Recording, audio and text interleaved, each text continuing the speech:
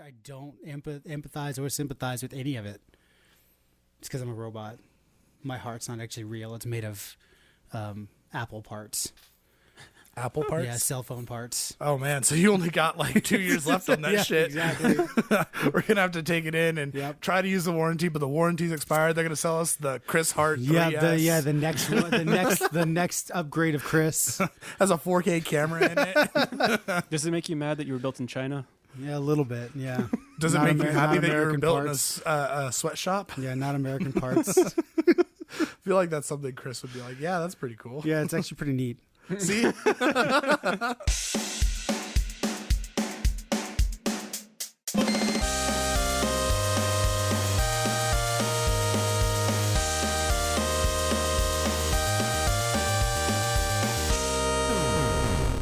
This is Twin Stick Radio, episode 64 for the week of April 11th, 2019. I'm one of your hosts, and I'm joined by Chris Rodriguez. Hello. And I'm also joined by Everett Jordan. Hi.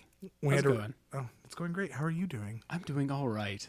I'm not used to people asking Why questions. are you talking like that? I don't know. Maybe I'm the robot. I am doing fine. Hello. Thank you. Thank you, human. This is NPR News.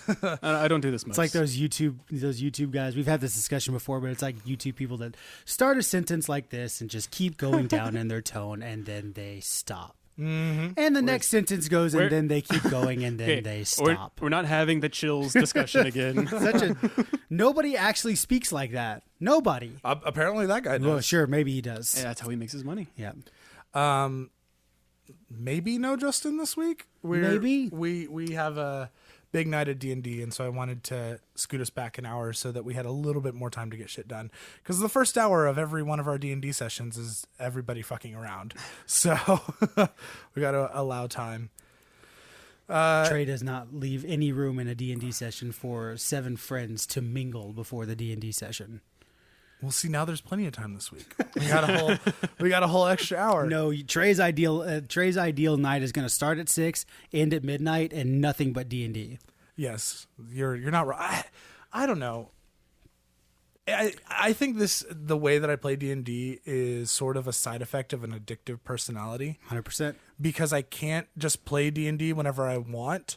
So when we play on Thursdays, we're just going to go. Yep. Like, because we've been having the conversation about how you play D&D versus how I play D&D, sure. Right? Like, you are a little bit more patient with people. You allow that conversation to happen, and people talk and kind of go through things, and you discuss the pros and cons of a plan. When I was on the player side, it was like I would get frustrated within 20 minutes and just look at the DM and I go, I'm going to go do this thing. Mm-hmm. And so I think that's an addictive personality. I agree. Just get as much as I can out of as many hours as I can. And it's not bad to have a DM with an addictive personality.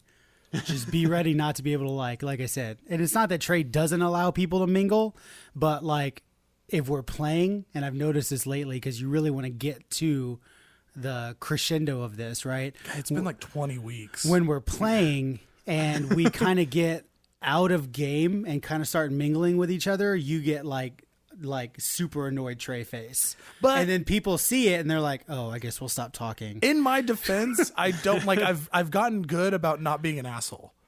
Like, I can't hide the your fact, face shows it. I can't hide the your fact that I'm face annoyed. turns into a real big brown asshole. Yeah, no, I mean, I can't hide the fact that I'm annoyed because, like, I have, like, 4 emotions, and I basically, like, wear them 3 on of them my are face. some semblance of annoyance. Yeah, annoyance or anger. Yeah. Like, I wear my emotions on my sleeve, but, like, I try to let you guys do what you want and try not to like be a dick about it as much as possible. It's really hard. Sure. So it's easier for me to sit there and look annoyed than it is for me to like try to be happy and also not say something. Sure. Because we had that moment 2 weeks ago where like we were in the Kobold Cave. He had an annoyed Trey moment where normally what I would do when everyone's shouting at me to do stuff is I would look at I would get annoyed and snap at someone, and I kind of like stopped, took a deep breath, and I was like, I'm having a really hard time because everyone is shouting things at me and I can't follow what's going on. So if we could please take turns. And everyone was like, oh, okay. But like inside I was like, shut the fuck up. I'm trying to listen to somebody. We should just have each of our characters, or no, each of us as players roll an initiative check, like outside of the game. So we all have like a turn to speak. That's a terrible idea. I in no way, shape, or form. It's based off of your charisma modifier. Wow. No, that would annoy me as a player, so I couldn't do that. Yeah, that's borderline government regulation that we're stepping into. No, thank you. So this is a podcast about video games. We record weekly, blah blah blah, all that stuff. We usually start the show. Lately, we've been starting the show talking about the news. But this week I thought maybe we could talk about what we've been playing because Everett is here and Everett played a game and Everett hasn't been playing games for a while. Also, we haven't been talking about what we've been playing We haven't at had all time. the last 2 weeks. Also, like, So make it quick, Everett. I've been playing God of War. how far did you get? I think I'm like halfway through the game, to be honest. Really? So, Yeah, I've been taking my sweet time. Did you just start playing again this week? Yeah. So what do you think? I think it's amazing. I think it's a great game. It's a well-told story. I think its biggest draw are the characters and the character development. Selling Chris in the car is just like, man, other developers really should be taking note of this game and trying to apply it in any sort of, any sort of story that they're trying to write. I'll close it. Yeah, I started from the beginning of the game, again this week, and so I got to the part right before you go to the Dark Elf world. Oh yeah, Which Hellfheim. I think when I stopped playing before, I finished, like I kind of put it down like right after that point. So I've seen all this stuff before, but still, like the moments in the game that like stand out to me all the time, like the thing that I constantly come back to when I think about this game are those moments when Kratos is like reaching out to Atreus and he pulls his hand the out. hover hand. Yeah, but you also see those moments too that like I didn't catch this the first time I played, but it's like a big kind of thing at the beginning where he wants to like put his hand on his son and he doesn't. But there's a moment where Atreus kind of kills his first person, and immediately like Kratos is there. So there's like this thing with like when Atreus is violent, he's able to be present as a dad. And then that's how Kratos can relate. Yeah, but when it's like a real human emotion, it's like I can't do that. But it's also like I think I said this when I talked about it last year, but I don't know. I think a lot of dudes have a rough relationship with their dad. I think there are like. Of course, there are people that break that mold. I mean, Chris has a great relationship with his dad, but I think like. I know that growing up, I had a hard time relating to my dad. And so I think that's part of the reason why this game sticks with me so much is because you see those moments and it's like, I wonder if my dad like had those thoughts, like, or if I'm just like putting too much on those memories. I don't know. And it's like too, like if you have a conversation with your dad, it's like, you don't say much, like you don't need to say anything. You're just there together. And that's father-son time. No, you're 100% right. Like conversations with my dad are like, how's school? Good. And how's the podcast? Oh, it's good. How's work? Oh, it's good. You got a job? How's your career? Yeah. And then it's like sitting in a car. So, what do you think about the gameplay? Gameplay, I mean, this is perfect, really. I mean, I get frustrated at I get frustrated at the game, but then like I have to take a step back and you know what? I'm not playing well. I need to figure this out. That's how that fight in the Dark Elf world, like the final boss fight there where he's like pooping in the darkness. That was one of the moments in the game where I was like, oh, I don't know if I'm dumb or if this is just not greatly designed. But that was like the first time in that game up until that point where I was like, oh, I'm having problems. It feels like it needs a little bit more Dark Souls reaction in it. Yeah. Or sometimes it's just not so clear what you're supposed to do. That's true. Or how to react in a certain situation. But I think that's also what helps keep it fresh. Because you're like, oh, I haven't fought this enemy before. Oh, they're doing this weird thing that I haven't experienced yet. Okay, I guess I have to figure out what to do and get around it. It's like those swamp witch things that pop up at the beginning of the game. The ones that can like teleport out of the way. That also are really hard to hit unless like you have Atreus hit him with the arrow. Yeah. The first couple times I fought those, it was miserable. But like coming back to the game, I was like, oh, this is so easy. Like, look at this, axe in the head, you're good. Everything's fine. So you think you're gonna finish it? I think so. It'll just take a little while because I'm playing it at my own pace. I may not even jump back into it, but you know what? I'm enjoying it. I'm having a good time, and that's the most important thing. Yeah. And one other thing I did want to touch on that game is kind of relating back to the relationships and how you can see them grow. Is there's a little mechanic when you're done with a fight, Atreus talks to Kratos, and then he'll ask like, "Oh, how did I do?" And then Kratos will respond and say like, adequate or like you need to work more. So basically, he's telling you how to use Atreus more. Is that in true? your fighting. That's a game mechanic? Yeah. So like, the better you fight in a game, the more you use Atreus. Like it's helping remind you to use Atreus while you're fighting, as like an Interesting. extended thing. But then it also like builds upon the relationship of Kratos and Atreus, and you're like, oh, I want to do better because I want to see them interact and have a good time, and like. Oh man, I hardly ever use Atreus. I don't know. Maybe it's because like early on he's not super effective, but I don't really find that he helps out all that much. Like when I got that skill recently where he'll jump on like the back of a guy. Oh yeah. And that helps, but a lot of the times it's like I don't need you. Like I can actually just throw my axe and be as effective or more effective than you are with your puny little arrows. Well, you'll get I don't know if you spoilers, but Atreus also gets runes. Oh, okay, in the cool. future. So like he gets his own abilities, and I mean you've seen the tree. Yeah. So it's like it's just kind of reminding you, hey, you have, this resource here to use, Yeah. and then it just also adds into like the lore of the game. Yeah. I just thought it was really neat, a neat little touch. So, Chris, what have you been playing? The Division 2, not the first one.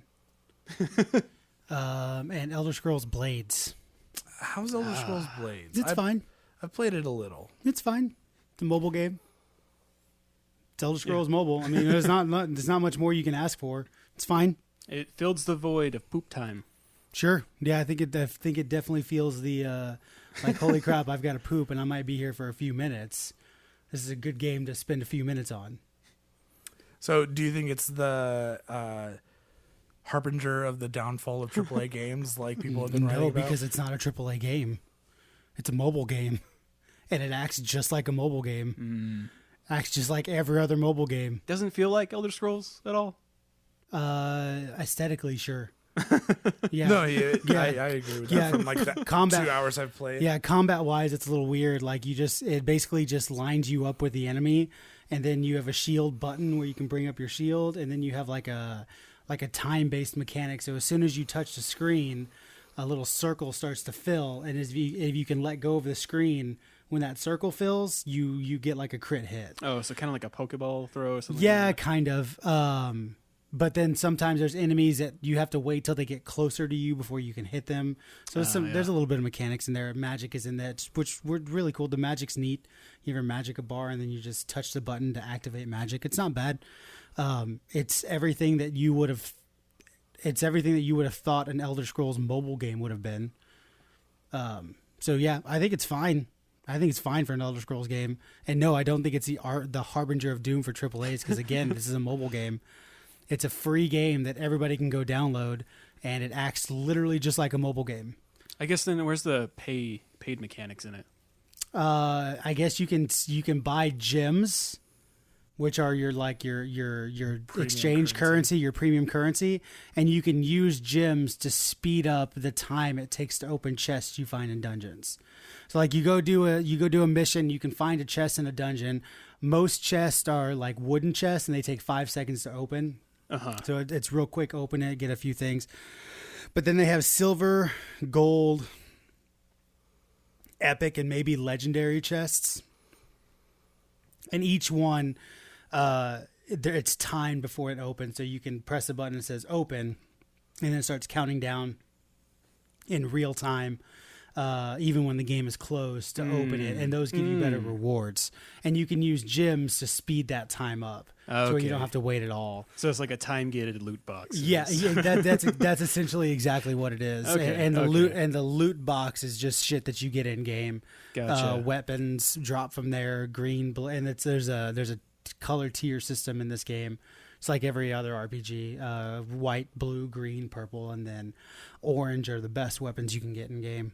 So Gotcha. yeah, I don't think it's bad. It's a mobile game. It sounds like you get what you got, Yeah, You can- if this came out on PS5 as Elder Scrolls 6, now we're having a conversation about the Harbinger of Doom, but it's just a mobile game. It's interesting to me. I played it for about an hour or two, and then I put it down and deleted it. I was like, I'm not getting much from this. And I think what stood out to me is maybe it's just that chess mechanic, but that chess mechanic feels it just doesn't feel like Bethesda. I mean, because you have the Fallout Shelter, right? Mm-hmm. And I've spent a decent amount of money in Fallout Shelter. I probably spent $20 or $25 in that game, but at no point did I ever really feel like that game was gating me or preventing me from playing it. Like, and the microtransactions didn't feel like a necessary part of enjoying that experience. And I know it's not the same team that did Fallout Shelter, but it was just interesting to me playing this game because I was like, man, like I knew that there was going to be some sort of currency thing, but I didn't expect this to feel like a typical mobile game. Sure. I think I was expecting it to sort of have that same mentality of Fallout Shelter. None of that's bad. I mean, it's my own expectations versus what the game actually is. But that was a big reason for me closing it down and deleting it. I was like, I don't need this in my life. Sure. Yeah. Like, there are thousands of mobile games, and a lot of them are better and still do this shit, and so I can go play. Yeah, that's the biggest thing is most mobile games do this. Like the biggest mobile games on the marketplace all do this, right? Candy Crush, you only have a limited amount of plays you can do before you have to wait. Yeah. However many hours you have to wait. Trivia Cracks the same way. I actually started playing that one where you match the colors and it hits the enemies up at the top. Same thing. You have the same mechanic. Yep. You can only do that so many times before you have to wait for your life or your chances to refill. And there's a wait mechanic, right? You go and you build shit and you have to wait for an hour for it to all be built, and and you can speed it up with currency so you don't have to wait. And you can buy more lives so you can just keep playing. It's a mobile game. I mean, anybody going into this expecting like an Elder Scrolls 5 experience on mobile, it's what you're getting. I mean, it's to an extent it is, but if you were going into this not expecting some kind of like pay to I wouldn't even call it pay to win because it's a single player mobile game. Pay to whatever. I mean, it is a little bit. Paid to progress further. Paid to than other progress, people sure, can but progress in but that's every same amount of time. Sure, but that's every mobile game. No. But Yeah. I don't think the problem is that it's a mobile game. I think to me the problem is that it's again, this is post Fallout 76, so Sure. it's really easy to like have a negative opinion about something that Bethesda is doing. Sure. And I'm not saying that this is happening in a vacuum, but I think when they announced it, I was like, man, it'd be really cool to see that Fallout 76 mentality applied to an Elder Scrolls game and see what they can do with that, and to see them put out one of their most popular IPs and sort of revert to something that every other game is doing. It just doesn't seem like Bethesda. Sure. And it seems like, who knows, maybe this is just two things and they're two examples and a long lineage of just Bethesda continuing to be Bethesda after this point. Possibly. But it seems like with this game and then Fallout 76 together, it's like, man, what are you doing, Bethesda? Trying something new, maybe. Well, it seems very trendy, doesn't it? You know, Of course. put I out mean, a mobile game. Yeah, I mean, I can't imagine how much money they've made off of Blades in early access so far. I'd be curious. I bet they've made a fairly good amount Probably. because everybody knows the mobile market works. There's a reason mobile gaming is probably the biggest platform for gaming in the world. And there's a reason that nobody's ever called out Candy Crush for charging for extra lives. I mean, we've had fair amounts of conversations on this. The mass majority of people playing these games have never called out Candy Crush for charging for extra lives. Do people say it's annoying? Sure, but they just deal with it because that's mobile gaming. So it's not necessarily unheard of for a company, even though it's Bethesda, to come out with a quote-unquote mobile game and have the mobile mechanics in it because that's what makes money. Does it suck as a Bethesda fan? Yeah, 100%. Especially like you said with Fallout Shelter. No, Fallout Shelter was a great mobile game. None of this is me passing judgment on Bethesda, but it's me just keeping track of it. Like and also like I think we can revert to that point of we can revert to, well, everyone else does it, so of course Bethesda is going to do it Sure. too. But I don't think that to me that doesn't excuse a product that seems exploitative to me. Right. And whether or not X editor at IGN or X writer at Polygon or X person on Twitter was as harsh on Candy Crush or anything else, like I've been saying, and we've been saying as a group for a while, Sure. about how poisonous the mobile market is. Yeah, but we're coming from a AAA title console PC background. I've played a shit ton of mobile games. Right, but my point being is that our mainstay of gaming is PC and console, where we don't have to deal with that shit. Well, but we're starting to now. All this is, but not to the extent of mobile. All this is to say that in my mind, I don't think that because other companies do it, Bethesda should get a pass. Sure, I mean, I sort of agree with that, but it's like, and you say, well, I'm just not gonna, like you said, you delete it and play. It's like, that's fine. Like, I think I still might try it for maybe put in 10, 15 hours just to see what it's like. But it's the same thing as like you speak with your wallet, right? So like Whitney doesn't go to Jimmy John's because the owner of Jimmy John's is a trophy hunter. So it's like, well, we've decided to speak with our wallet and say, well, we're not going to support that. You know what I mean? Mm-hmm. Where you eat at Jimmy John's all the time, that's not saying you support trophy hunting. You know what I mean? I don't think this has anything to do with the players. Well, no, huh? I like if you want to play any mobile game and throw money at it.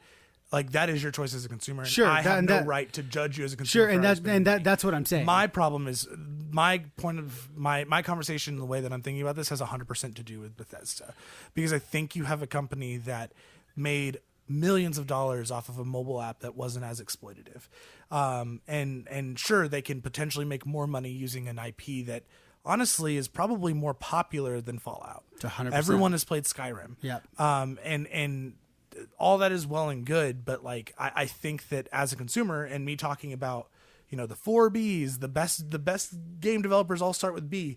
I think this comes back to me being like, not anymore. I think this comes back to me being like, oh, it's just sad that this is the state of things because Bethesda was gonna make money regardless. It doesn't matter if how they they charge for the game, yes. Well, but if they made tons of money off of Fallout Shelter. Well, but that's my point being is that like there really is no difference in the mechanics of Blades to Fallout Shelter. You can still earn all the things you can earn in the time chest just by regular play out of wooden chests that take 5 seconds to open. And you get all that in game. You're not actually spending money on chests. I think you can, but I think for the most part, it just takes time to do that. Where on Fallout Shelter, I was about to say 76. I think I said 76. Fallout Shelter, you could do the same. You got the lunch boxes, but in that instance, you could actually pay in Shelter to get more and more lunch boxes, which gives you more and more loot. Yeah, I'm not sure. I have to double check, but I don't think you can buy chests in game. I think they all come from missions. The thing about comparing to lunchboxes, fair comparison. The thing about lunchboxes though is that they opened instantly. Sure, yeah. And with the chests, as far as I know, and correct me if I'm wrong, anyone, correct me if I'm wrong, Chris, you have a limited amount of chests that you can hold. Like 10 to 20, but you can use actual in-game currency, not premium currency to... Sure, but you still you have a limited amount of chests that you can hold. Yeah. Which means that when your chests are full and you have a chest sitting there waiting to unlock, wait, yep. Mm-hmm. You can pay to unlock it, which means you can continue to play, or you have to wait for the time that it takes. Sure. And I think that if you're someone who's really enjoying a game, it comes back to the Candy Crush argument. If you're someone that's really enjoying playing a game, you don't want to have a stopgap. You don't want to have to stop. If I want to play this game for 5 hours, I want to play it's 100%. It's a 100% a pain point. Kind of like what Fallout Shelter had similar. The pain point for me in Fallout Shelter was the fact that I had to wait for shit to be built. Mm-hmm. Like that was kind of annoying. But in that game structure of what it was, that sim-based the waiting game, wasn't a problem. It worked. Yeah, it 100% worked. And in Blades, they do the same thing with your settlement. You're building buildings and you're building smithies, and that works. Like it 100% makes sense. It'll take 3 hours to build a house. But yeah, today they did do an update where they lowered the time to open chests for this. Which is good. It's good, but it's still an hour to open the most common chest that's not wooden, right? Yeah. Silver chest, which is the most common that drop that doesn't take 5 seconds, still takes an hour to open. Now you can start one, play some things, probably play for an hour, open it. You know what I mean? The pain point's not as bad as it was at 3 hours, but the pain point's still there. Yeah. And I think and I say that purposely because I think it's just a pain point more so than it is the apocalypse coming to us. Does that make sense? I agree with you. I don't think any of this has to do with AAA games. Yeah. I think that it's a little bit over dramatic for people to say that. And I think that they're missing the point because I don't think that this is about AAA game development. I don't think we're going to see Elder Scrolls 6 is going to have time chests. I don't think that's going to be if we did, we'd have a huge problem. I think what it says more than anything else, and I don't know. I just can't help but be like, this is another mark of like Bethesda. Why are you doing this? You didn't Sure. need to do this. Yeah, you didn't need to. And you know, it's not going to change the world or anything, but Nope. it's now my eyes are more on Bethesda than they were before. Sure. Like it's less about trusting them to do the right thing. Sure. But yeah. And anyway, and Division 2, like I said, it's amazing. It's great. Everybody should play that game. It's a shit ton of fun. Title based update's awesome. The what update? The newest story update, awesome. Okay. Already out, free for everybody. It's Is a fucking great. new class out? No, that comes out like by the end of May. Okay. So it's coming. I mean, shit's like, you know, I feel like I'm playing that game at a perfect rhythm to finally get to a point where I'm like, okay, I'm ready, and then all of a sudden the next thing drops. It's like, okay, well, I got to go do this. Like Wednesday night or the Tuesday night, I got the gear set that I wanted. Right? It's like, yes, I got it. Now I can take the time to try and optimize it. Right? So, and by the time I'm optimized, I feel like the next update mid-April is going to be ready to drop. So it's, I don't know, man. It's a good cadence they have going so far. We'll see. Say, like, sounds like a good argument for a Games Pass. Yeah, I mean the year one. I mean that's the thing is like it's not all Games Pass though. Like it's literally all free. Yeah. All of it's free other than like I got some special shit because I bought the year one pass, right? Mm-hmm. Like they're doing this apparel event where you can play the game and get special.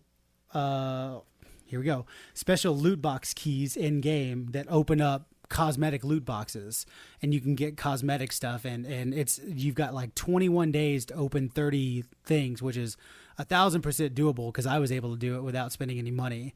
And if you can open, it's all so like there's no duplicates in this special apparel case, right? So you keep playing the game, opening blah blah blah, get new clothes for your division character, and then once you collect all the collections of this apparel event, you get a special like uniform, which is super cool looking.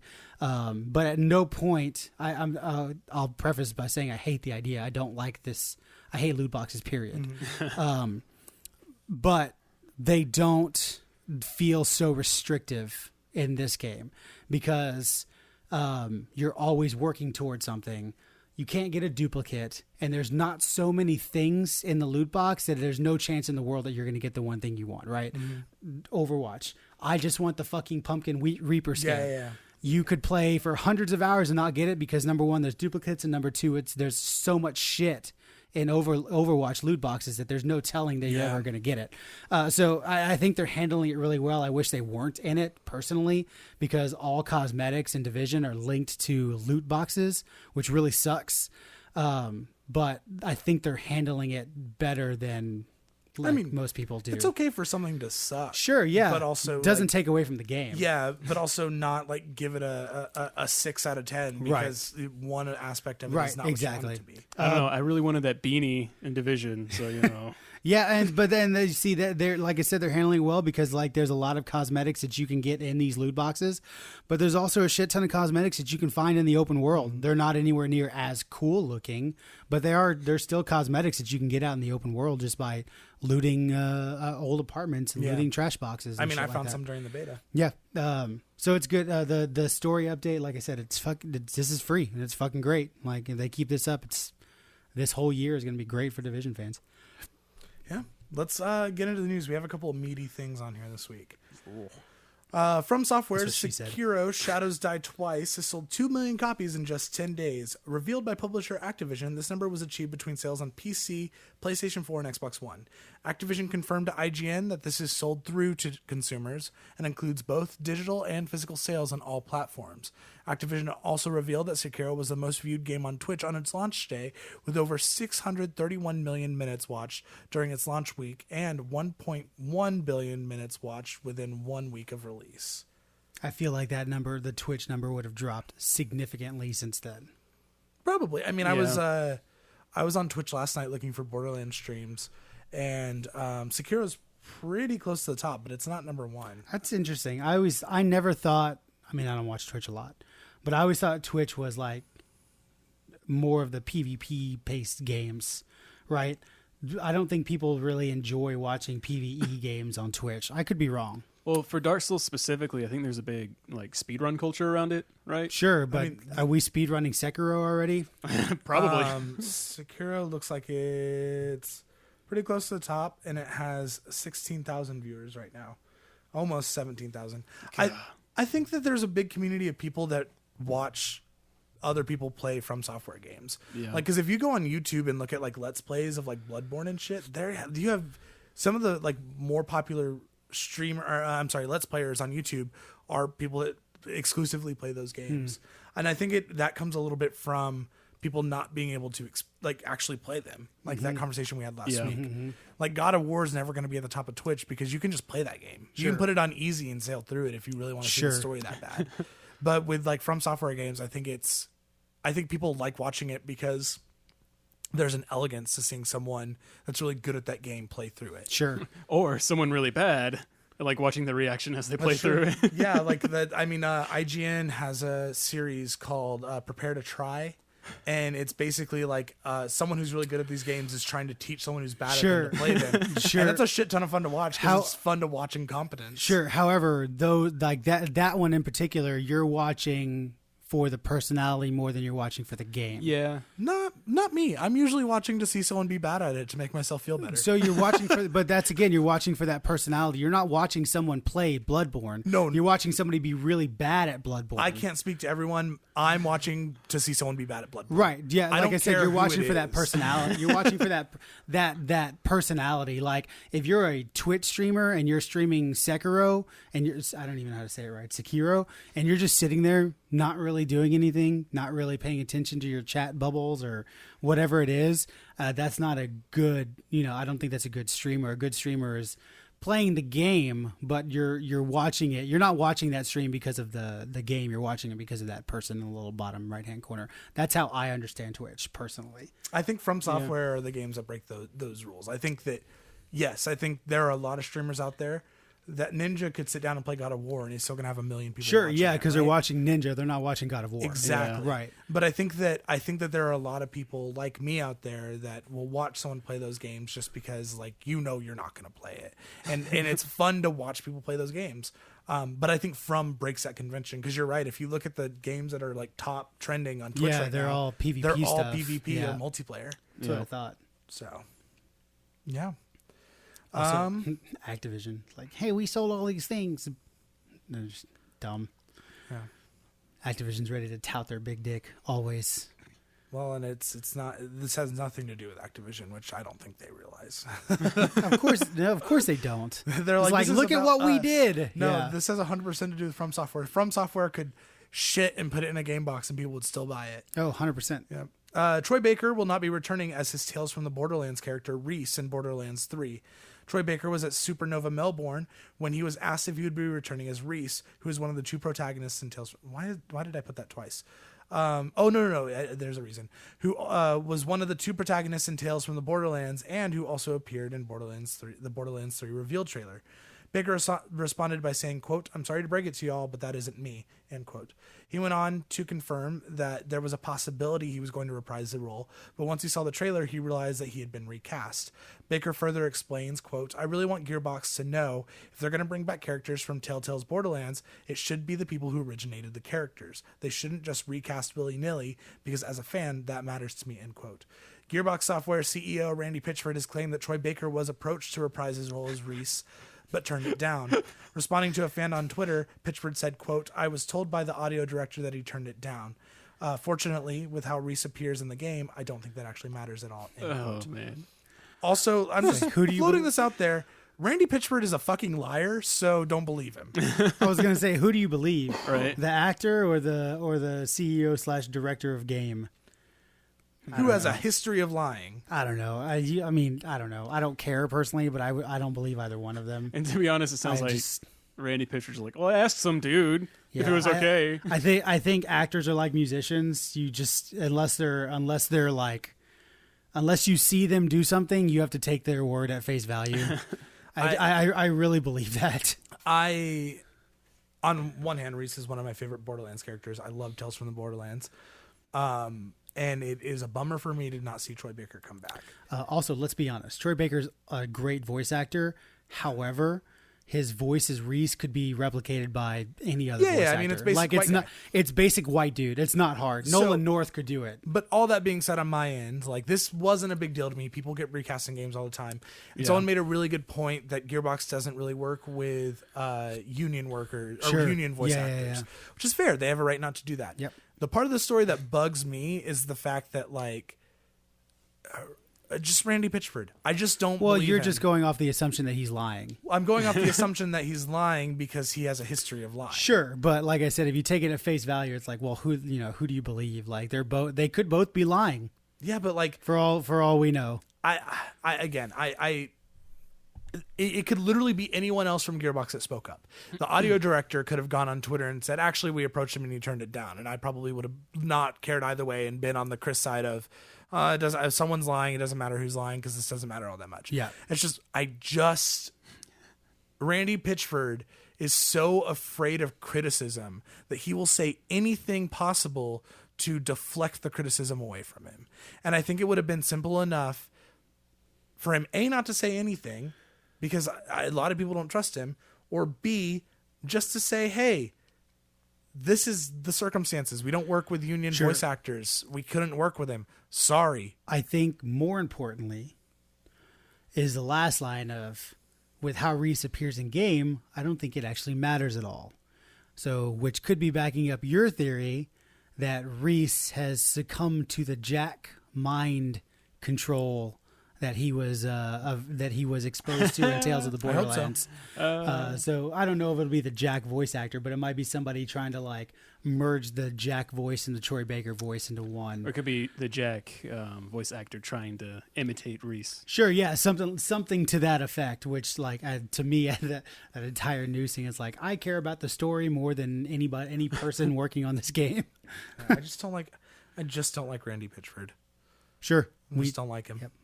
But also, I really like the theory that Reese is Handsome Jack. I think. or It's cool. he's still Reese. He's just No. He's the Handsome Jack. mind. At the end of Tales from Borderlands, I refreshed my memory. Sure. Spoilers for Tales from the Borderlands. At the end of Borderlands, you can either completely wipe Jack out of his mind, Yeah. or Jack melds his consciousness with Reese and is Jack Sure. in Reese's body. Sure, but that also takes away. Right, we've talked about this before. Do you canonize a choice that was presented to players in games? You know what I mean? I think BioWare has done this quite a bit. To be completely honest with you, you make a choice in a BioWare game, and then in a sequel, that choice is basically canonized for you.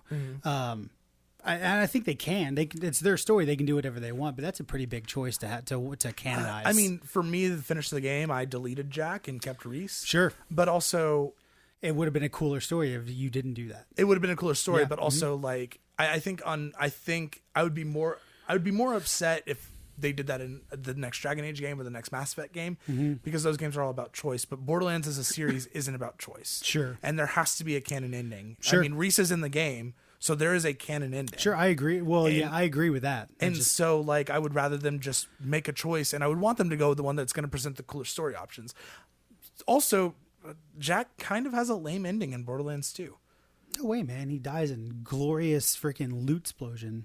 Yeah, It's but amazing. but it's not. Looking back at that fight, like I mean, even at the time, I felt this way. I don't feel like it was the best send off for Jack. I felt like there could Really? have been more there. I don't know. I feel like it was. I think weirdly, the pre-sequel kind of gives him the send-off by giving him his build-up to his character, you know? I think Tales from the Borderlands does that too. Yeah. I think those two games like kind of make that ending for Jack. Yeah, but yeah. I don't know. Also, Jack is such a good character. I mean, we say it all the time. He's one of the best characters in games. One of the best villains in games. Yep. And I kind of just don't want him to be gone. I still love the fact that there's that, like, when he's talking about, like, stuff on the comms with you, he's like, oh, these pretzels are good. That was, like, literally his voice actor eating pretzels in the studio. Also, stop using magic marker. Or what did he say? Stop using permanent marker to draw lines on dead chicks and bring him in my office. Starting to smell like blood and permanent marker. Like, stop it. Speaking of Borderlands, it appears as though the Borderlands 3 art featured on Gearbox's Twitch page contains a hidden message. YouTuber JoltsDude139 decided to decode the dots and dashes barely visible in the artwork on the Twitch channel's official screen. I'm offline screen, sorry. Placed on either side of the Psycho, the first message reads, "Where is the first Vault Hunter?" The message on the right side of the image reads, "Who is the Destroyer?" Fans of Borderlands will remember that the Destroyer was the tentacled final boss in the original Borderlands. It's worth mentioning that the identity of the Destroyer hasn't really been a hot topic of conversation in the community, but it remains to be seen how this connects with the upcoming sequel. To be fair, the same people that are decoding this decoded the teaser trailer wrong. Like, apparently in that teaser trailer where it was the cool mask statue thingy that they kept panning through, there's like Morse code popping up in the corner. There's like different things that you could decode, and people decoded it, but then the actual event happened and they got on stage and said what they said, and it was completely different than what people had decoded. Interesting. And so that could be people, wrong. Yeah, people are decoding these things very wrong. Just decoded as farts. Wait, do you mean to tell me that YouTubers aren't also professional code Yeah, breakers? that's exactly what I'm saying. I'm talking about the people that literally have no idea how to speak proper English in million viewed videos. Don't know how to Morse code. Man, I'm just breaking my heart. Yep. Revealing too many truths. You mean the Earth isn't flat? Great documentary on Netflix. Great. The ending? Great documentary. No spoilers, but the ending of that. Great. Huh. Interesting. If you know anything about science, you know the ending. Good stuff. On the upcoming IGN Unfiltered podcast, Ubisoft CEO Yves Guillemot discussed how games as service isn't just about making money. Quote, "Because we put a lot of time and effort into creating universes, cities, and worlds, what we try to do is give possibilities to stay there for a long time, with lots of different gameplay and the possibility to be with your friends. Why do you want to redo everything each year if you can improve and increase the experience in one game? It's easier for us to improve and increase the number of possibilities that the game can bring rather than starting from scratch," end quote. Except for Assassin's Creed. I actually agree with them. I think that, like, I was okay. Go ahead. Yep. If there was anybody I agreed with, it would be Ubisoft. If that came out of Bungie's mouth, or BioWare's mouth, or Bethesda's mouth, or anybody else's mouth, I would have been like, "That's just absolute bullshit. You're trying to make money." But since it's coming out of Ubisoft's mouth, who are proving that you can create a game and have content that they're talking about free for every player, Yeah. I fully believe that's what they're setting out trying to do. well, I mean, I've been saying this for a while, but like the games, games as service or games as a platform, right? Like, we talk about how every year we want there to be some, offshoot of a Fallout game.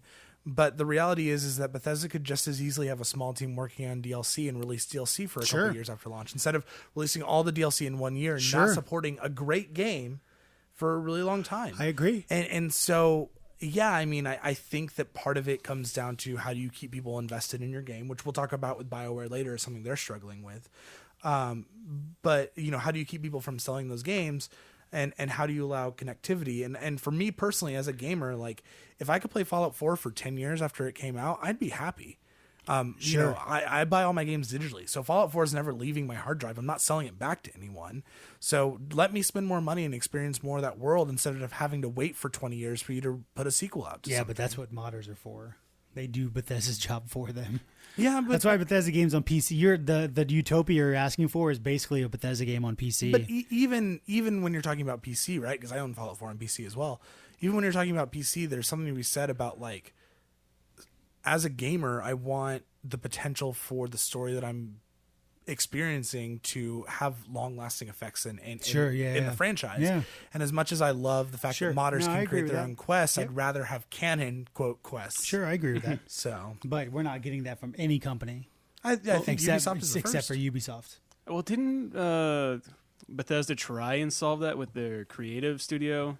But then, like, the backlash was so bad that they just Well, like, I mean, I think dropped it. I think on paper the creative studio is fine until they announce our creative studio is actually being developed by modders that we're paying to make content for. Yeah, well, Like that- theoretically, that sounds good, right? Because like you're paying the modders for their work. Sure, but then but Bethesda's paying them a base. Bethesda pays them. So like, here's So there's no returns. Yeah, here's $20 for your mod. We're gonna take it. But we paid you. We have rights to it, but we're gonna make $2,000 off of it. Yeah, that's the issue with the Creation Studio. Well, and yes, on paper it's a great idea. Hey, we'll pay the mods. They make the stuff for us.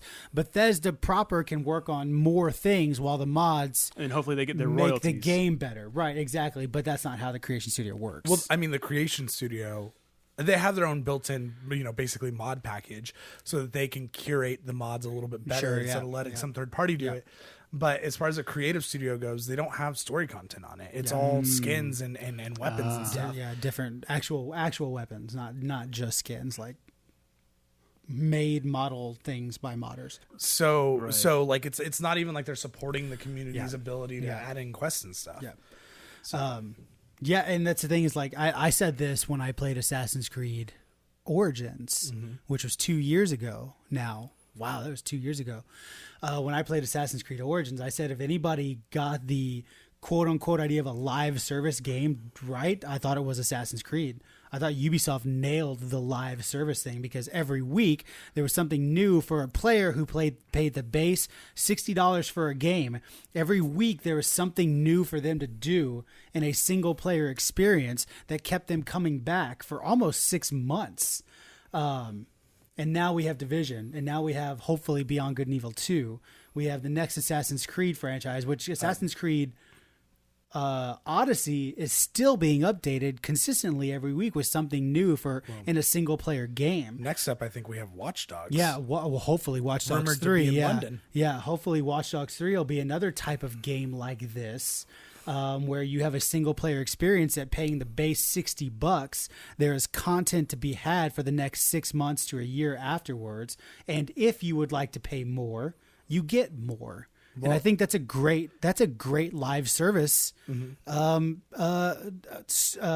mentality or whatever you want to call it. But look at like Skyrim, Fallout, and Borderlands, right? Like, sure, these are all games that are classics in their own rights and outshine maybe the potential of X single player game that's coming out this year.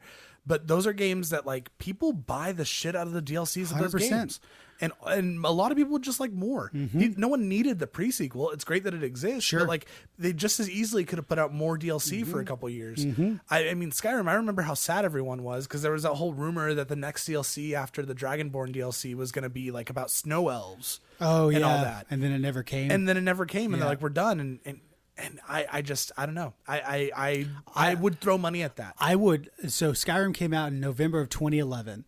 I could almost guarantee you if Bethesda proper announced at E3 at the end of 2019 a new Skyrim expansion was coming out, they would sell maybe more than they sold of that base initial Skyrim run. Of course they would. And it's you're right. I mean, that single player DLC also works, which is why, like I said, Ubisoft is nailing it, because if you want to play the big DLC story, you can pay the $10 to play it, or you can just keep doing this weekly little content of like new bounties, new whatever it is that keep you coming back. Well, people talk about DLC a lot, and they talk about how, a lot of people don't buy DLC. The people that do buy DLC is so much lower than everything else.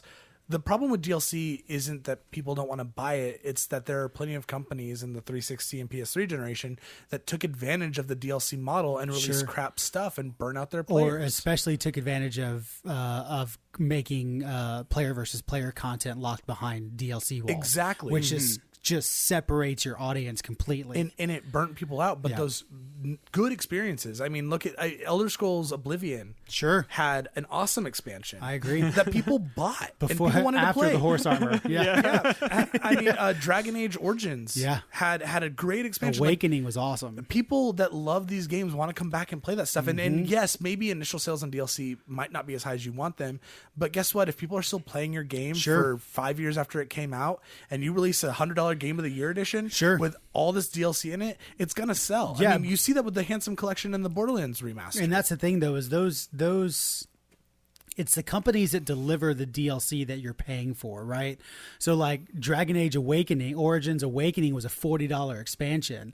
and you're thinking to yourself like, shit, I paid $60 for the game last year, and now I'm paying an extra $40 for the expansion of it. That's a little crazy until you get into that game and realize, holy shit, I got almost as much game out of the expansion as I did in the actual initial release of Origins. Yep. And Ubisoft has done it, Gearbox has done it, Bethesda, BioWare, they've all done it, but something happened in the last 2 or 3 years, and I personally think it was the Call of Duty and the multiplayer franchise.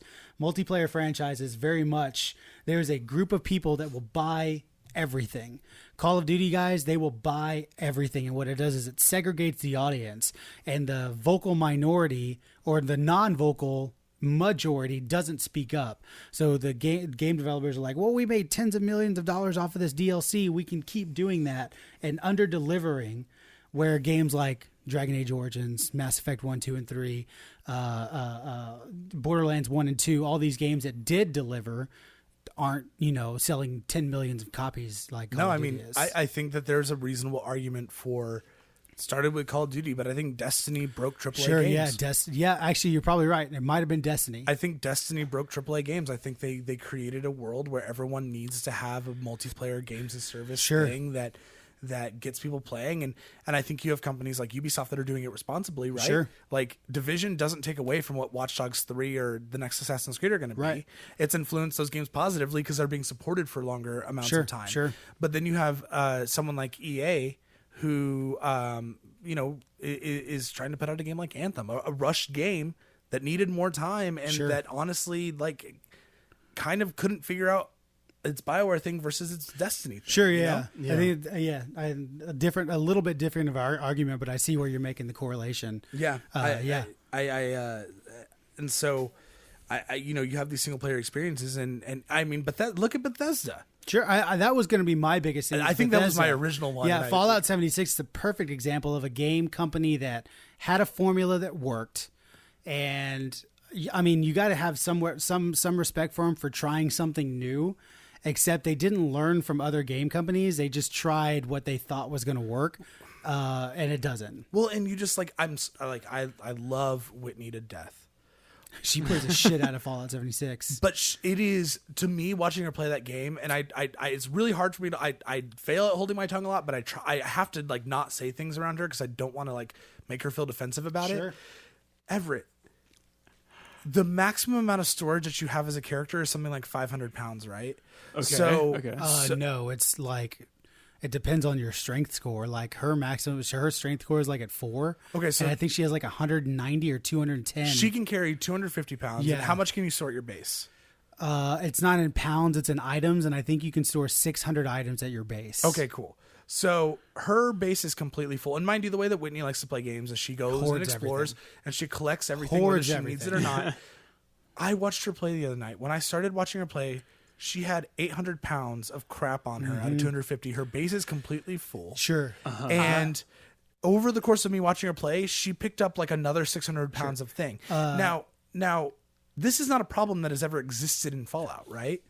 Fallout is a game where you have storage boxes back at your base, so you can unload your crap and you can go. And it's unlimited. And it's unlimited. Sure. And so you have a game like Fallout 76 where they have all this stuff in the world and they encourage you to pick it up, and everything has a use because of construction, but they don't give you enough storage space. So Whitney is crawling around the map. Well, I've explained they can't give you enough storage I know they space. can't. Technically, they can't. Just over encumbered. Well, also, I didn't want to say it that night. She is a terrible Fallout 76 player. She is the worst player to base how to play Fallout 76 or how Fallout 76 is played around. Terrible. Because I've put probably 20 hours into Fallout 76, nowhere near as much as she has. But once I learned the mechanics of Fallout 76 and how to minimize storage space and how to carry myself in game, it's really easy not to end up like her. Really easy not to end up like her. But the whole thing is that going back to Fallout 4, right? Fallout 4 is a game where you collected as much as you can because you were constantly using that stuff to craft and do X, Y, and Z. Sure. And so it bred a version of gamers where you go and you scrounge out a building. Yeah, sure. If that building is not empty when you're done, you're not done with that building. And if that's the way that Whitney likes to play the game, and that's the way that Fallout 4 taught her to play the game, it's kind of hard to judge her, right? You should watch her play Fallout 4 because it's just as infuriating. Where But- you and I don't have that problem in Fallout 4. But it's something that, like, and looking at Bethesda as a company, right? Like, okay, cool.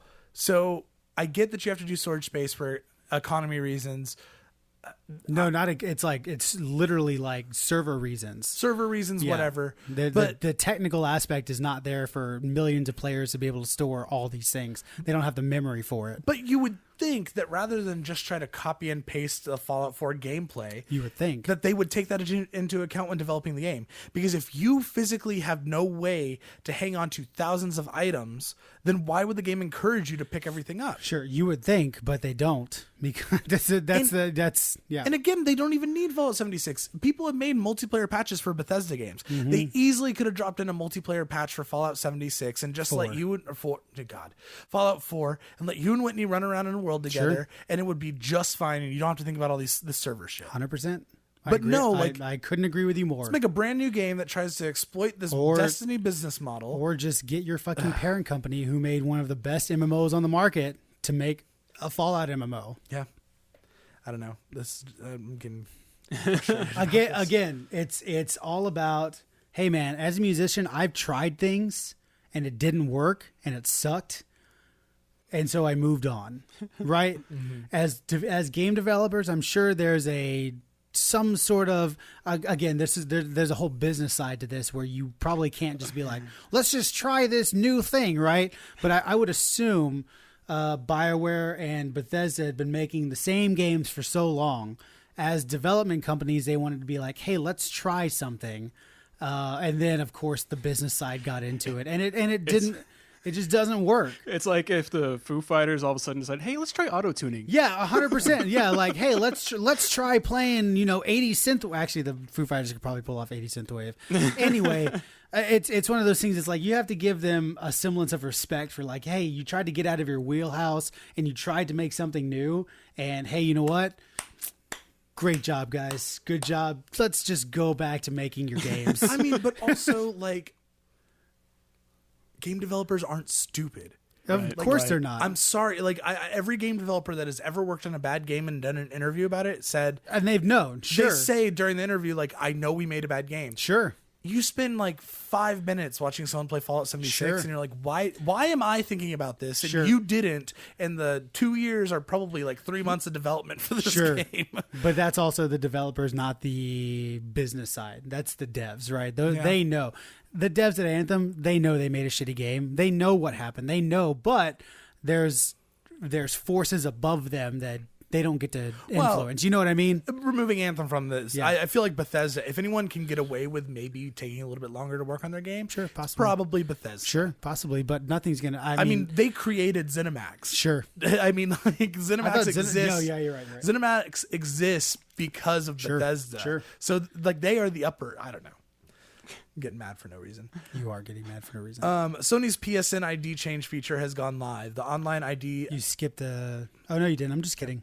the ID change feature for PSN announced on the PlayStation blog will be accessible from a web browser and free to use for the first change. Any further changes will cost $9.99, or if you're British, $7.99 in pounds, or $4.99 or $3.99 in pounds.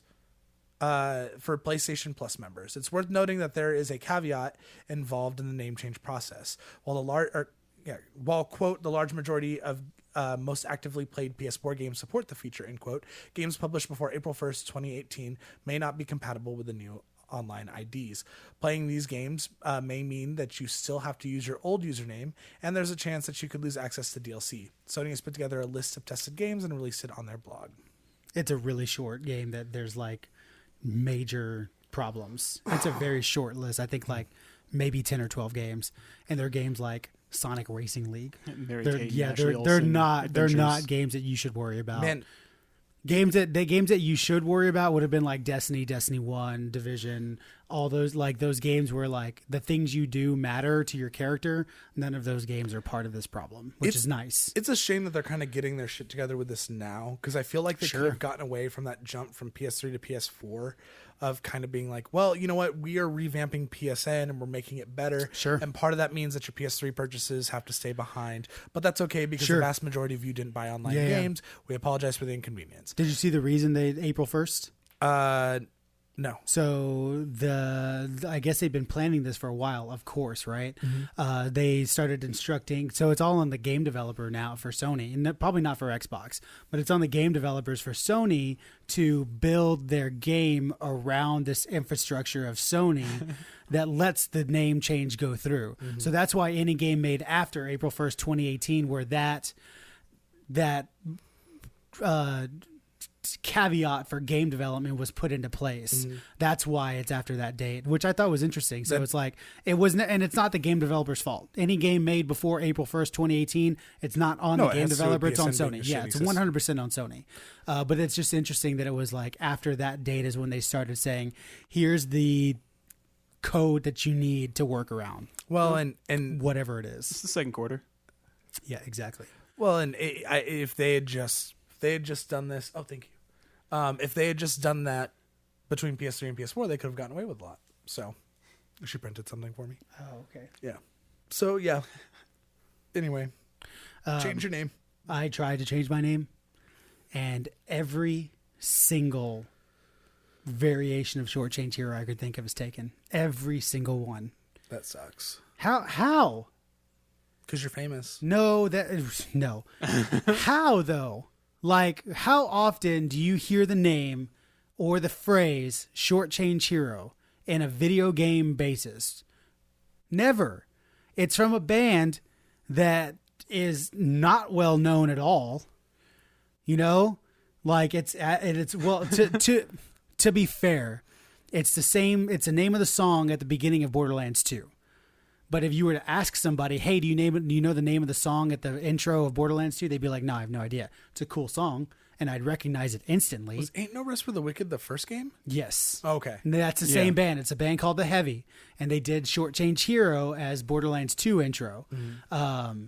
And you know, if you, like I said, if I were to play the song for you, you'd be like, oh yeah, it's the intro to Borderlands 2, 100%. Everybody knows it, but nobody knows the name of the song. But the thing about bothers the shit out of me that every fucking variation I could think of is taken. but that's one of the problems with fucking Xbox and Sony. Like, really, everyone should switch to Blizzard's naming convention. Sure, I 100%. Because 100% agree. I should be able to call myself whatever I want. Give me an invisible number at the end of my fucking name so I can get my name. Yeah, it's just stupid. Yeah, I agree. We're getting to a point where, you know, like I think I had an old PSN that was Darth Trey, so I can't use Darth Trey. I have to be the Darth Trey. Yeah. And it's just kind of dumb because And I that's the own thing. that account, but Sure. I can't close it down and then get that name. That's the biggest thing is that you can't go shut it down. You can't go delete forever. Because God forbid you can delete a fucking account forever. Yeah. I went and checked. I did a search for Short Change Hero. Even 2 or 3 of the ones that, you know what, that would be great. Short Change Hero with a 3 instead of the E and a 0 instead of the O in Hero. Totally down for that. Some dude has it and it's been inactive since 2012. It's like, what the fuck, man? But you know what? I can be whoever the fuck. If I want to be fucking Red Panda Yep. on Blizzard, I can be Red Panda. And in spite of the fact that there are millions of Red Pandas. Yep. All because you have a little 4-digit at the end of it. Yeah. And Blizzard allows you to merge accounts. That's very true as well. You can merge accounts on Blizzard because they got it right. Stupid. All right. Yeah, so the search for a variation of Short Change Heroes continues. We have 2 pretty long stories that are technically connected, but I split them up just so we could talk about them easier. The upcoming 4th entry into BioWare's Dragon Age series was reportedly rebooted in 2017 and is allegedly influenced by a canceled Dragon Age project the studio had potentially been working on since 2015. Kotaku reports that the current version of Dragon Age 4 began development under the codename Morrison, while the canceled project was known by the codename Joplin. Morrison is reportedly being made on Anthem's tools and code base and is planned to have a, quote, live service component, end quote, designed to sustain long-term gameplay and revenue. The current project is reportedly being made in BioWare's primary Edmonton offices. Some BioWare developers allegedly said it's possible a Dragon Age game built on Anthem's codebase could have an offline structure. However, it appears that the game will likely be online only, but could largely still be experienced by a single player. One individual close to the Morrison project says its main story will be designed as a single-player experience, and multiplayer elements would ideally keep players engaged for post-launch content. Some alleged ideas for this multiplayer component include companions that can be controlled by other players in a drop-in, drop-out fashion, or that quests could change based on choices of players across the globe. Ultimately, there are many unanswered questions about the game's multiplayer components, though some involved reportedly believe it's likely to change multiple times before launch. Doesn't sound awful. I think it sounds fine. Dragon Age Inquisition had a multiplayer to it Well, that kept getting updated. I think maybe 2 years after it launched. Yeah. And the multiplayer in Dragon Age Inquisition was awesome. Yeah, I think that it was awesome, and I think part of the reason why it was awesome is the same reason why it was awesome in Mass Effect 3 and Andromeda was because it was separate from the main story. Sure. It's not awful to have someone be able to drop in. No, and that play sounds badass. Yeah. I think that sounds badass. But I wonder how that experience will work in terms of the social encounters, right? I think that I could get just as much fun in dropping into your game and playing Dorian and watching you make all the decisions. I would assume it would be similar if they learned anything from their past games. It would be similar to fucking Old Republic. I hope so. Oh, but also like I don't know that as someone that's leading a campaign, I don't know that I necessarily want Dorian to be making decisions. Son of a bitch.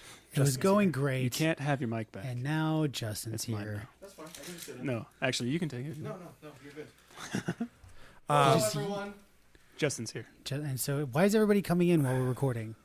You're fine. Hi, babe. Whitney is also here. Yeah.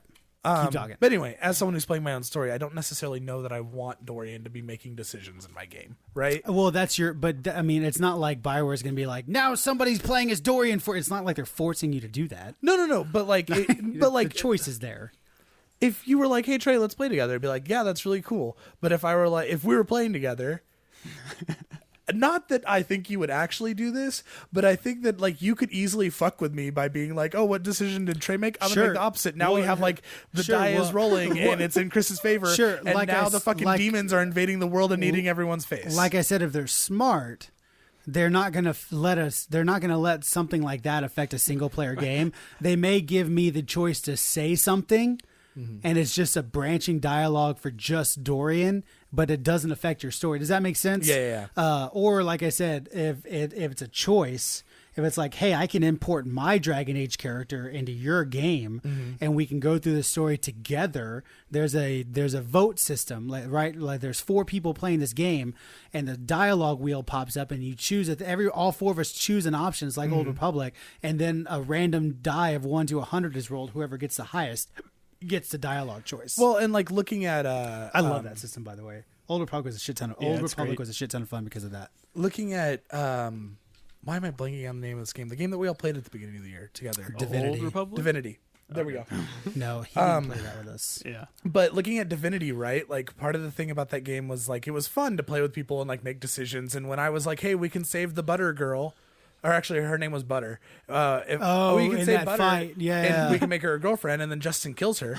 Yeah. It's great. Like that's fun. But like part of the reason why that was fun was because I had an alternate save where you guys could where we could fuck with whatever we want. That was my save. Like Butter still thinks I'm gonna come back and marry her. That was the game where we learned Trey hates playing games with other people. I do. You 100% hate playing games with other people. Well, it depends. I don't mind playing Destiny with other people. The thing that I don't like is if when we can influence your game in any way, shape, or form, you do not like it. It's not that. It's not necessarily that. That's why he became a DM. That was fun. In literally, that would be the worst reason to be a DM. Don't you dare sit there and tell me you didn't want to DM something because you have a semblance of you realizes you have total control. Keyword over everything. No, I wanted to DM because I wanted to play these stories, and I knew that if I didn't DM it, no one would DM it. I think there's like a 2% of Trey's like I have total control over this. No, it's really not that. It's really not that, because if anyone else at the table had been like, I want to DM Dragon Heist, I would have been a player. I wouldn't have DM'd it. I really just wanted to play these stories, and I knew no one else was going to lead them. Justin could have done it.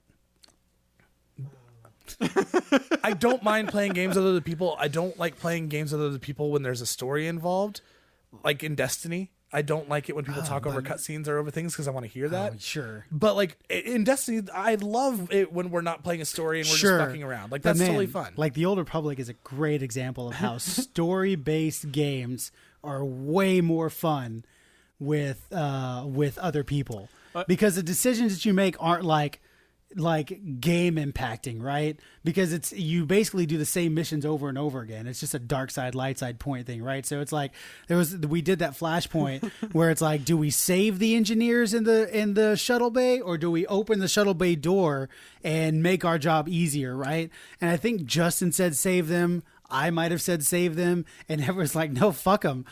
And so like he rolled the highest. It's like, whoop, there they go out the door. It's like, actually, oh, that sucks. I think I was the only one who said save them. No, like, nah, let's just okay, so it might have been me who said fuck them. Well, but like, I'm the honorable person. Okay, so it was me that said fuck them. Sorry. But to be fair, like, and that's just a shit ton of fun. To be fair, with the way that BioWare or the way that Star Wars: Knights of the Old Republic handles story, it has you all invested because you're all making the decisions. Sure. So you don't have that awkward moment where I'm in the middle of a conversation and the three of you motherfuckers are talking about basketball or something. But like I said, they also do a great job too, because the decisions that are made that impact the story are made on your own instance. Mm-hmm. I can go watch you play that, but I have no control over what you do in your own instance, your story instances. But with like Dragon Age, the only reason why like part of me is like opposed to this in Dragon Age is that I think that Mass Effect, or not Mass Effect, BioWare games are about being the main character, being the hero. Sure. That's you don't.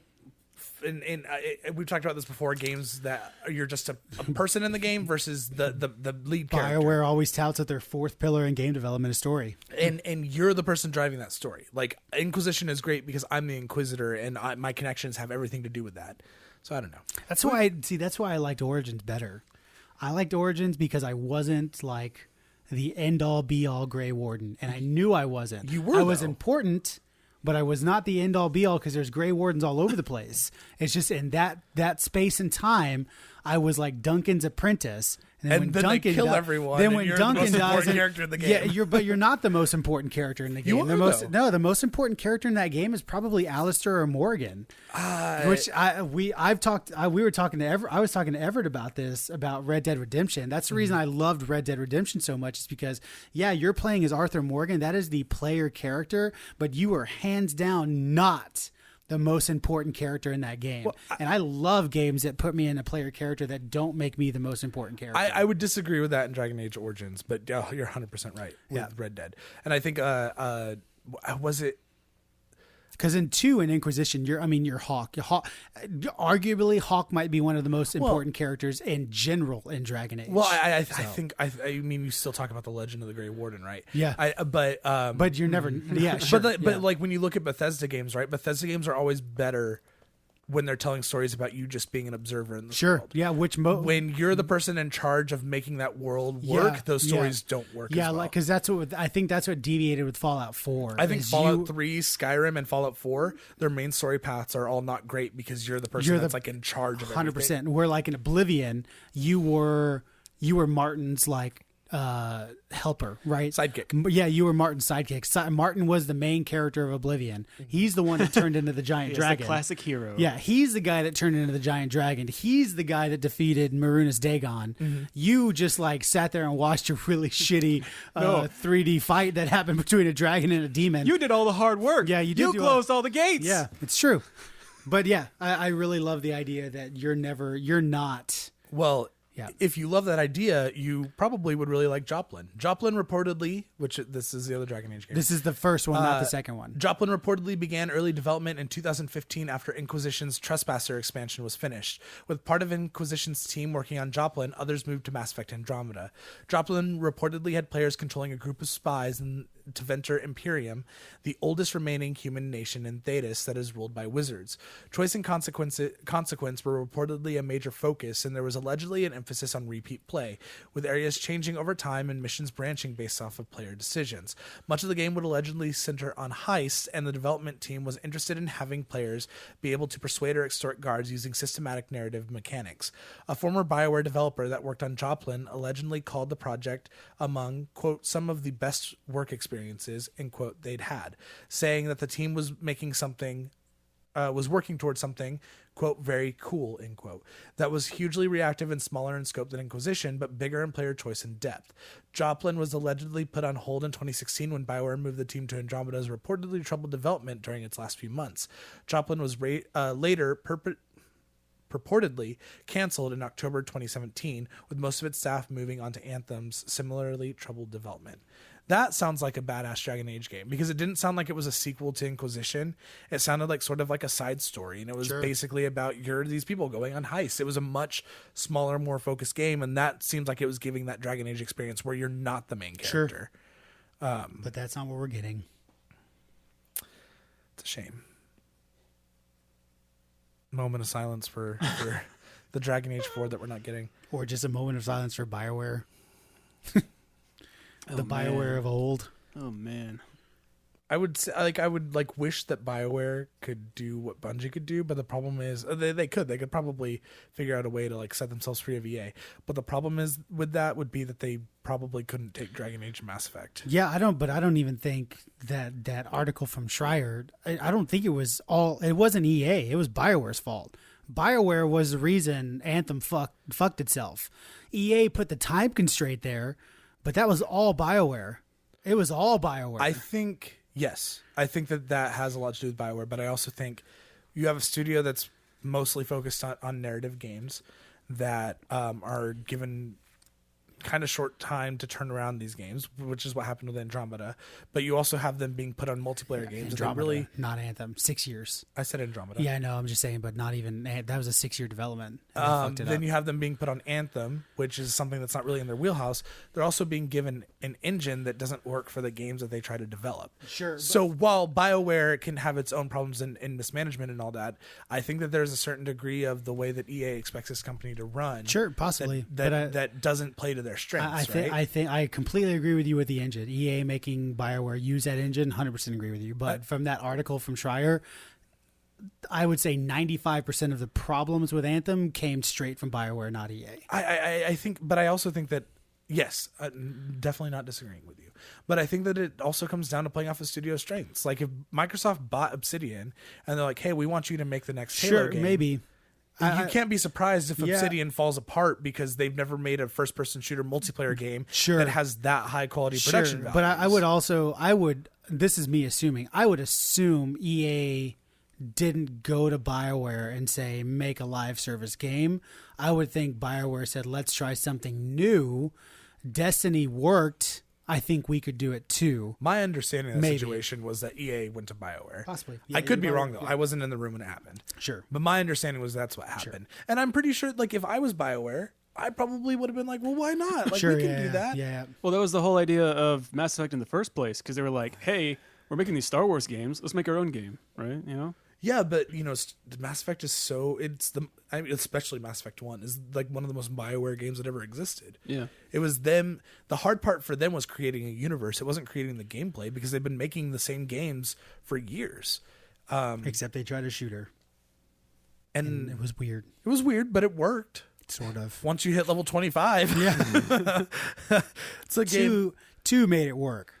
2 made it work. 2 made the BioWare shooter work. I think Mass Effect feels really good towards the middle of the game, but you're right. It feels really weird up until that point. That's it for the news, guys.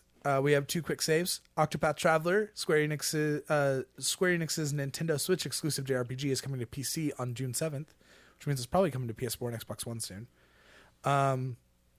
And EA has updated its Star Wars Twitter account with a new Star Wars Jedi Fallen Order banner, as well as posting a cryptic tease for Respawn Entertainment's upcoming game. An announcement is expected on Saturday. Amazon appears to have leaked the first official merch from the game through mistakenly putting a t-shirt for sale on their site. The shirt depicts some artwork of a Jedi with a blue lightsaber standing next to a small droid in an environment consisting of snowy mountains and rivers. And a downed Republic freighter. Oh, I missed that. Did you really? Yeah. What is wrong with you? Well, I kind of just briefly glanced Oh, I was at going it. to say, it's literally in the middle of the picture. Well, it's off to the right. Sure, it is off to the right a little bit. I'm going to show it to you because Trey will be like, oh, that's awesome. Now I A gotta find it Republic on Twitter. freighter? Oh, yeah, it's 100% a Republic freighter. Well, I mean, I guess it makes sense because this sounds like an Order 66 game. But... Son of a bit. Oh, there it is. Yeah, that's 100% the front end of a Republic freighter. Oh, Just no, all fucked up. This is what I saw. I saw this. Oh, yeah, zoom back out. It's an entire poster. That's 100% the front end of a fucked up Republic freighter.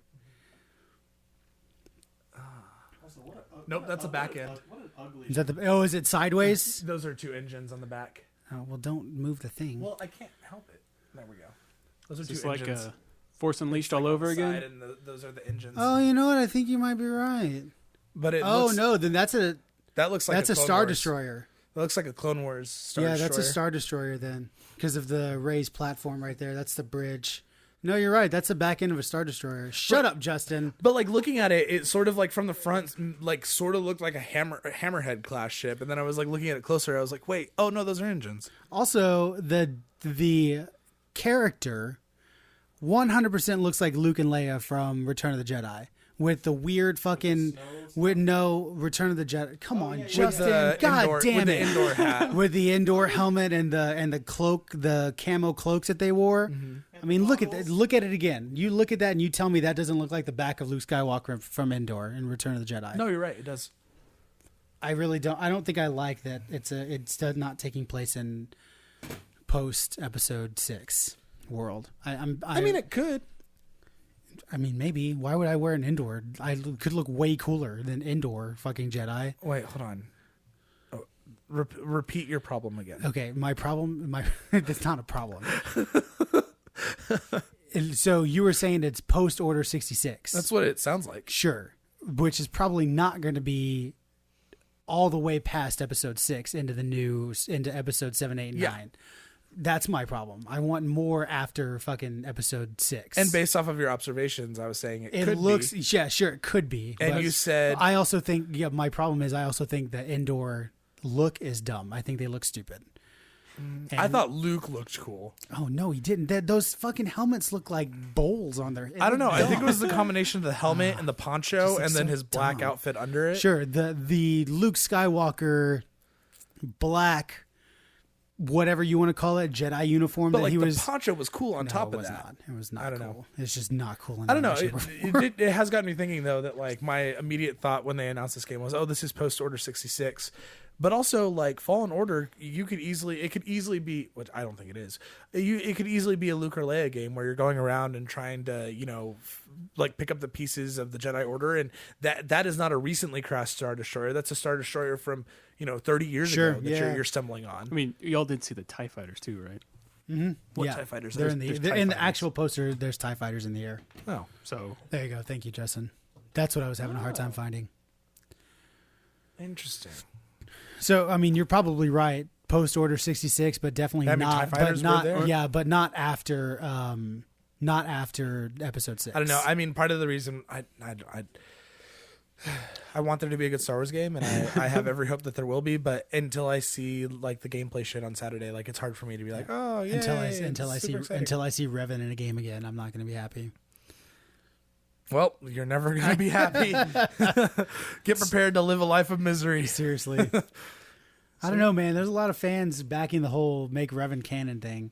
I'm in no way, shape, or form has Disney ever been like, you know what, we're going to listen to the fans. So I don't know. Maybe. Did you see that there was apparently this conversation had existed longer than this, but just recently I saw a news article where J.J. Abrams was sitting down to talk to someone, and he basically said that there was no plan for the sequel trilogy.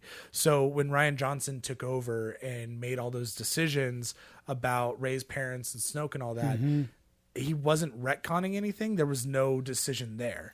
So Ryan Johnson was just making shit up based off of what J.J. Abrams presented. I'm sorry. So are you saying post Force Awakens?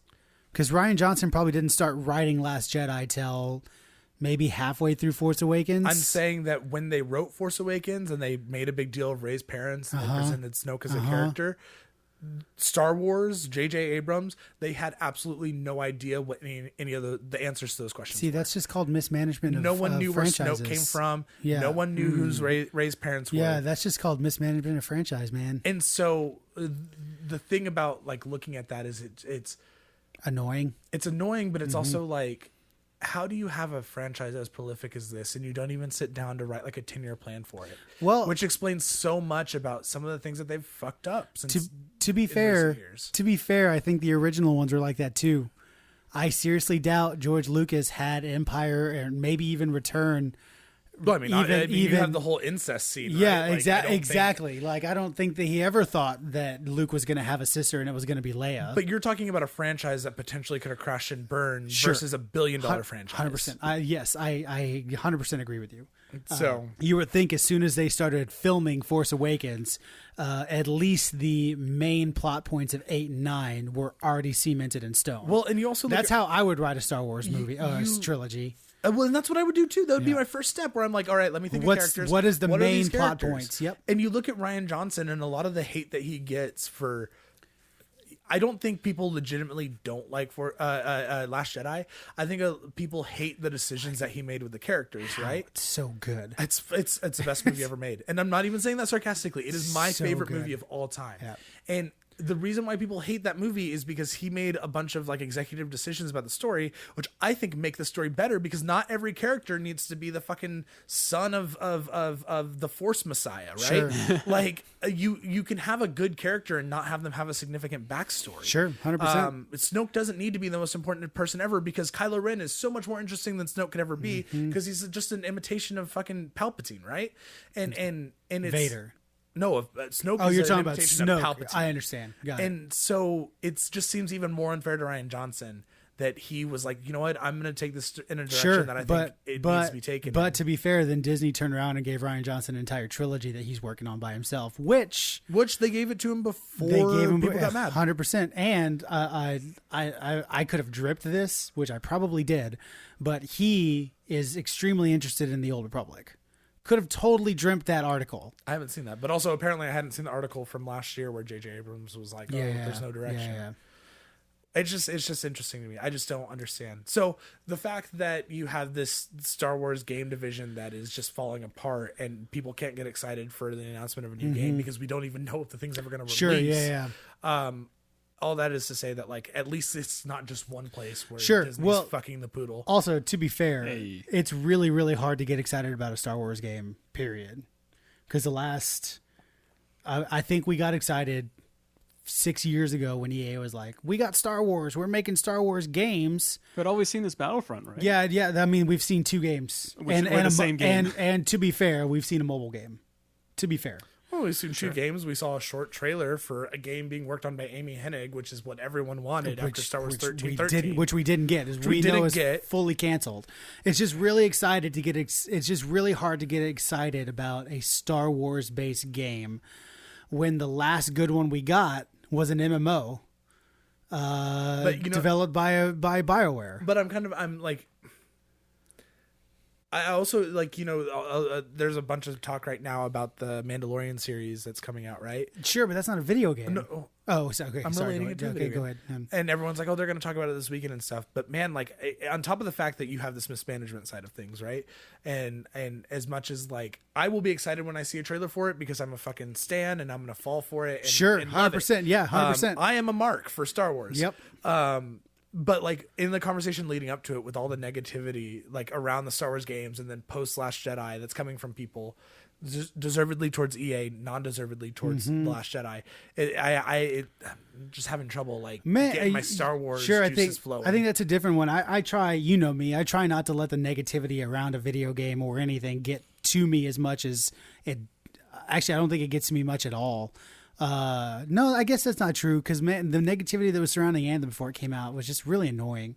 But that was less about the game and more about people passing judgment on something they have no idea about. You know what I mean? That was more about people just being completely ignorant and still flaming hate on the internet. But in this instance, it's just like, man, the last good Star Wars game I got was in 2012 when the Old Republic launched. That was the last good Star Wars game that I got. 2012, 2011, somewhere in there. I can't remember when Old Republic launched. It's been more than 5 years. It was December 2011. It might have been 2011, but that was the last good, in my personal opinion, was the last good Star Wars game that I got. And so in 8 years, 2011. Where I was promised Star Wars game after Star Wars game after Star Wars game 6 years ago by EA, and we just haven't seen it. Man, it's, and I'm not a huge fan of Titanfall. I'm not a huge, and I don't like Apex Legends, so I'm already not a huge fan of Respawn. So it's like I have got a company that, sure, did they make a good game? Fine, but I wasn't a fan of it. So I've got a company that's making a game, a company or a development team that I'm not a fan of, making a game for a franchise that I love that I'm probably not gonna like, because that's what I have to base my assumptions off of right now. Even if you show me a trailer, it's still from a team that I don't like their games. You know what I mean? It's weird. I think I'm a little bit more relaxed on that because I think I partially agree with your sentiment. I like Respawn. I like Titanfall 2. I think that they're capable developers, but I also get that thing of like, well, they developed a first-person shooter. Like, what business do they have making a story-based Star Wars game? Sure, and that's what we want. We don't know that's and again, what if it's a first-person shooter where you run on walls with the Force? Like, I'm not gonna like it. But just not. But I think coming out of this is a podcast, not a peanut gallery. That's not how the Force works. But We'll just use the Force. how the fuck was I saying? I don't You guys are fucking with me so bad. that was a great scene though. We'll just use the Force. But like, you also have Horizon Zero Dawn, right? Which is a game that was made by a developer that I literally didn't think was capable of making a game. Sure, like that. yeah. So if they can do it, I feel like Respawn can too. The thing that I worry about, it's less about Respawn because I think they're totally capable. I think they have, the fucking lead guy from the other God of War games, which means that the combat should feel good. Hopefully the story is better than they were in the other God of War games. But I just hope that I just don't trust EA. I don't trust EA to know how to like let people make a game without them trying to like manipulate it to get as much money out of it as possible. And I get that they are a publisher and that EA likes money and every business likes money. Sure. But I also think that like there are so many examples of really good games that have made a shit ton of money. Sure. That didn't need all this live service bullshit on top agree. of it. I think to I don't even know if this is EA's defense, but I think EA let off the reins for Anthem because Anthem is a game that doesn't rely on the microtransaction, right? They just fucked up in every other way possible. But then you launch that game, it's like, oh yeah, the microtransactions aren't bad at all. They're just all, EA's not like loot box in the Anthem, but then 2 weeks later they launch Apex where it's just loot boxes. Well, it's like, hey, maybe you guys are learning. But then you have Apex where it's just like, shit, there's more fucking loot boxes in a game that doesn't need loot boxes. Well, and I mean, like going back to Anthem, loot boxes are not a problem in that game, but you obviously have a publisher that really wanted to rush a developer to get a game out. I get it, 6 years, whatever. I was like, again, I don't think EA rushed Anthem. I think I just they did. don't. Because 6 years for a game development anyone that's a long fucking time. Well, anyone who had their hands on that game knows that it needed more time to cook.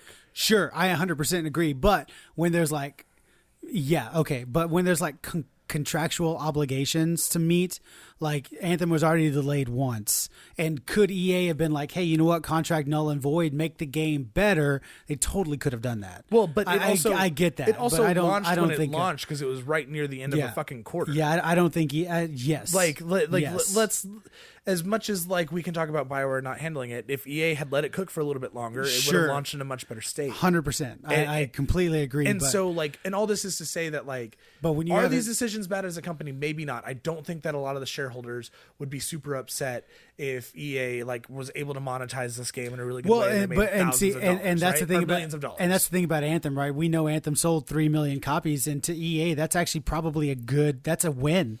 3 million copies in a span of a month that's a win to EA, right? EA made their money, and that's really all they care about. They made their money, and as investors, they're not worried about the state of a game is going to launch. And so from a business standpoint, I don't think they made a bad decision. I know all this, but also like you're just saying. Sure. And whether or not this changes the world is not the point. But there are so many people out there that are making really, really good money. I mean, look at Sony, right? They're exclusively releasing single player games and making so much money. And they just let their developers do what they want to do. They stay out of it. They don't try to monetize everything. They don't try to throw loot boxes and everything. They don't try to make everything a live service. They just let the games be what they are, and they give them the proper time to come out, and they come out and they're great. I mean, look at Days Gone. Days Gone is easily a game that people think is fucking fantastic, the best thing that ever happened to games. Whether or not it is, I don't know. I haven't played it yet. But that was a game that no one had faith in when it was being showed off before. Sure. And it easily could have come out, or it could easily come out and be bad. But I think Sony allowing Sony Ben the time to do what they need to do has made that game better in every way. And if EA would make those, like, take a look at what they're doing and let their developers have the same amount of freedom, I think that we would have the same potential for there to be Sony quality games coming out of EA. Sure, yeah. Yeah. You guys want to play D&D now? If you guys like what we do, please rate, review, subscribe to us on all of our favorite shit. You can follow us on Twitter at Twin Stick Radio or on Facebook at facebook.com/Twin Stick Radio. I thought you weren't doing this anymore. Well, you guys gave me shit last week. Yes, you did. You were the primary Play the person tape. that said no. I am never the primary person. You're so full of shit. That's it. It's gross. Playing the tape. Can I just say at the end of the show, look at the show description for all of our links to all of our shit or something better than that? Sure. Because I'm sick of reading it out. No, you got to read it out. I don't want to read it out. Too bad. Do it. I mean, he could be full of shit. And did you eat today? You can follow us on Twitter. 100% full of shit. Then. I'm at Darth Trey. Chris is at Short Change Hero with a 3 instead of the Ian Hero. Justin is at Justin T. Lopez. Not on PlayStation Network, I'm not. Everett is our producer and editor. Send good vibes his way and hire Connor Manning to make the theme song to your show by going to downstreamstudios.com or by contacting him on Twitter at Connor13, one ending Connor, 13 spelled out. Okay, goodbye. Okay, bye. Bye.